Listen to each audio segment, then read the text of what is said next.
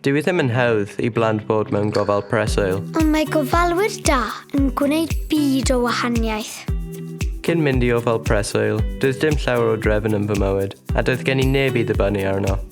Dwi'n hoffi fy ngofalwr. Rydyn ni'n cael hwyl gyda'n gilydd. Mae bob amser yn gwneud hwyl am ben ei hun, ac mae'n gwneud I fi chwerthin.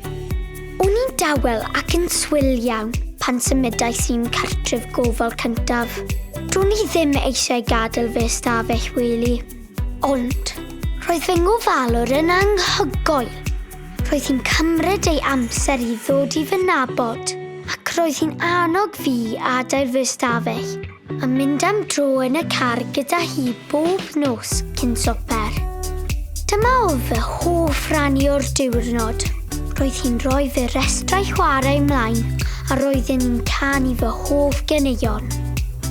Dwi'n gallu mynd eto gydag unrhyw broblem, ac mae bob amser yn gwneud ei orau I helpu gyda unrhyw beth. Mae hyd yn oed wedi helpu drefnu I fi fynd ar daith ysgol I Ffrainc. Do'n I ddim yn meddwl y byddwn ni'n gallu mynd. Fe wnaeth e helpu fi lot, a nes I fwynhau gael hwyl gyda fy ffrindiau. Daeth I fy nabod yn dda, ac roedd hi'n dangos diddordeb yn y pethau o'n i'n hoffi. O'n i'n ymddiried ynddi, a helpodd hi fi I fagu fy hyder. Mae fy ngofalwr yn gefn I fi. Erbyn hyn, fi'n treulio lot o amser tu allan I fy stafell wely, ac mae bywyd llawer gwell.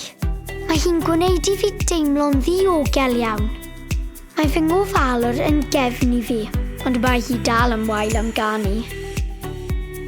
Ni'n credu bod angen I chi fod yn ddibynadwy, Yn ffyddlon, yn amyneddgar, yn gefnogol, yn deg, a'n llawn hwyl I fod yn ofalwr preswyl da.